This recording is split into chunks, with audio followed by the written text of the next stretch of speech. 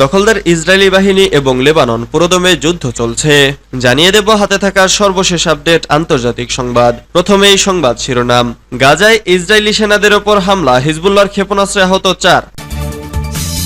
এরপর জানিয়ে দিব সমাবেশে ডোনাল্ড ট্রাম্পকে লক্ষ্য করে গুলি, হামলাকারী সহ নিহত 2। এদিকে হামাসের সামরিক প্রধান দেইফকে লক্ষ্য করে ইসরায়েলের হামলা, নিহত 90। এরপর জানিয়ে দিব যুক্তরাষ্ট্র রাশিয়ার মধ্যে দূরপাল্লার ক্ষেপণাস্ত্র উত্তেজনা, ফোনালাপে সমাধানের চেষ্টা। আরো জানিয়ে দিব স্বাধীন ফিলিস্তিন সরকার প্রতিষ্ঠা করতে চায় হামাস।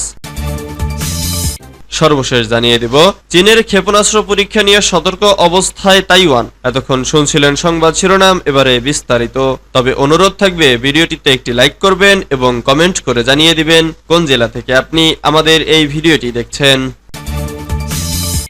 গাজায় ইসরায়েলি সেনাদের ওপর হামলা, হিজবুল্লাহর ক্ষেপণাস্ত্রে আহত 4। ফিলিস্তিনি ইসলামিক জিহাদের সশস্ত্র শাখা জানিয়েছে রাফার পূর্বাঞ্চলে তাদের যোদ্ধারা ইসরায়েলি সৈন্য ও সামরিক যানবাহনে গোলাবর্ষণ করেছে। একই দিনে গাজার নেটজারিম করিডোরে ইসরায়েলি সামরিক বাহিনীর ওপর হামলা চালানো হয়।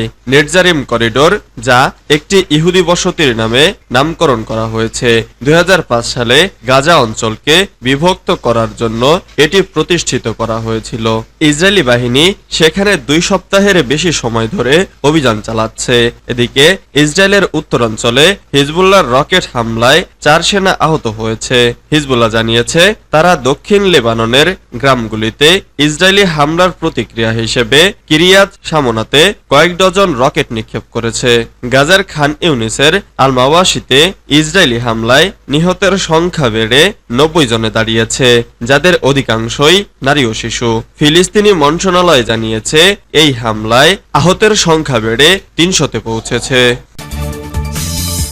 সমাবেশে ডোনাল্ড ট্রাম্পকে লক্ষ্য করে গুলি, হামলাকারী সহ নিহত 2। যুক্তরাষ্ট্রের পেনসিলভিয়া অঙ্গরাজ্যে ডোনাল্ড ট্রাম্পের প্রচার সমাবেশে গুলির ঘটনা ঘটেছে। গুলির শব্দ হওয়ার সঙ্গে সঙ্গে ট্রাম্প মঞ্চে বসে পড়েন। পরে গোয়েন্দা সংস্থা তাকে টেনে তুললে তার কান ও মুখমণ্ডল দিয়ে রক্ত ঝরতে দেখা যায়। বাল্টার কাউন্টির ডিস্ট্রিক্ট অ্যাটর্নি গণমাধ্যমে জানিয়েছেন এ ঘটনায় বন্দুকধারী ও আরেকজন নিহত হয়েছেন। খবরে বলা হয়েছে গুলির শব্দ হওয়ার সঙ্গে সঙ্গে সিক্রেট সার্ভিস এজেন্টরা সাবেক মার্কিন প্রেসিডেন্টের ওপর ঝাঁপিয়ে পড়ে তাকে সুরক্ষিত করেছেন। ঘটনার পর ট্রাম্পকে পেনসিলভানিয়ার বাটলারে সমাবেশের মঞ্চ থেকে সরিয়ে নেওয়া হয়। ভিডিওতে দেখা গেছে গাড়ির দিকে নিয়ে যাওয়ার সময় ট্রাম্প মুষ্টি তুলে প্রতিবাদ জানাচ্ছেন।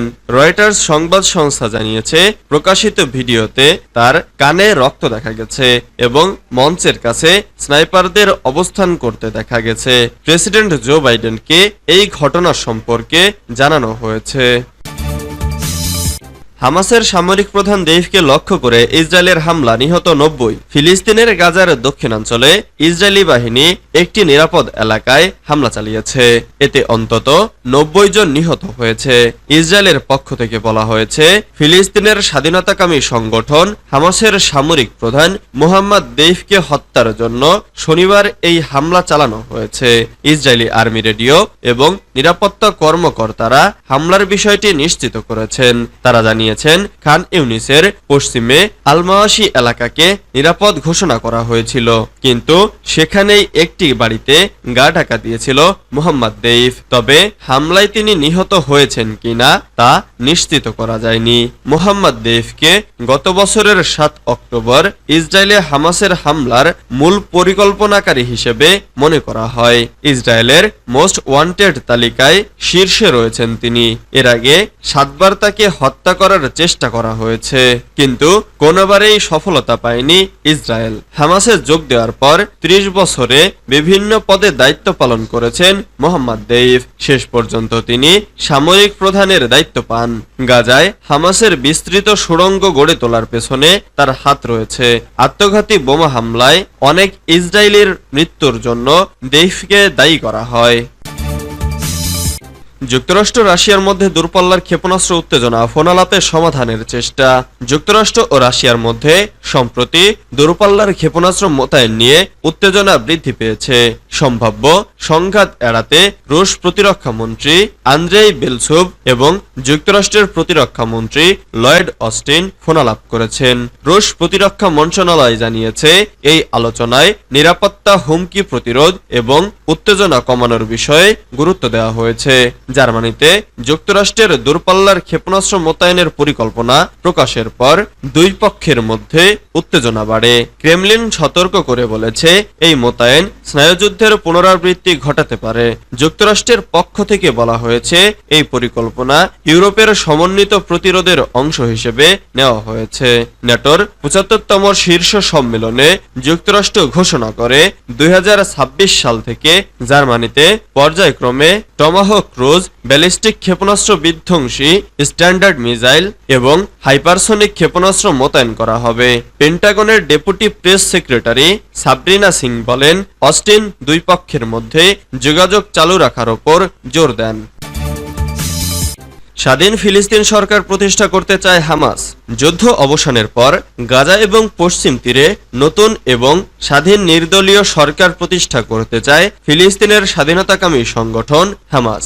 সংগঠনটির শীর্ষ পর্যায়ের কর্মকর্তা হুসাম বাদরান শুক্রবার এক বিবৃতিতে এ কথা জানান। পাশাপাশি কাতার, মিশর ও যুক্তরাষ্ট্রের মধ্যস্থতায় যুদ্ধবিরতি নিয়ে ইসরায়েল এবং হামাসের মধ্যে যে পরোক্ষ আলোচনা চলছে সে ব্যাপারেও কথা বলেন হামাস নেতা বাদরান। তিনি বলেন, মধ্যস্থতাকারীদের মাধ্যমে আমরা নির্দলীয় জাতীয় দক্ষ সরকার গঠনের প্রস্তাব দিয়েছি, যারা গাজা ও পশ্চিম তীরের দেখভাল করবে।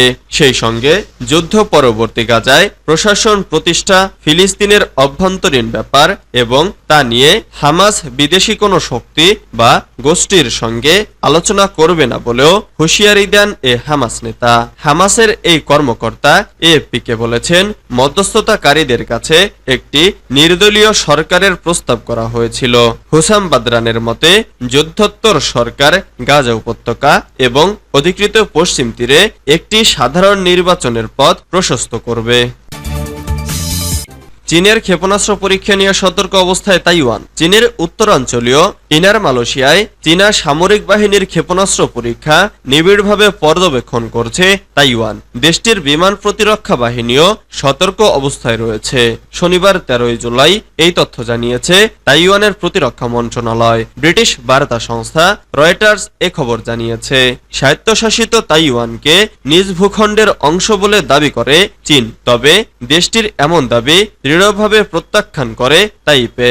দ্বীপরাষ্ট্রটির চারপাশে বেইজিং এর নিয়মিত সামরিক কার্যকলাপের কারণে সেগুলোর ওপর নিবিড় নজরদারি রাখে দেশটি, তবে চীনের অভ্যন্তরে ঘটা ঘটনাগুলোর বিবরণ খুব কমই প্রকাশ করে থাকে তাইপে। মন্ত্রণালয়টি জানিয়েছে, স্থানীয় সময় শুক্রবার ভোর ৪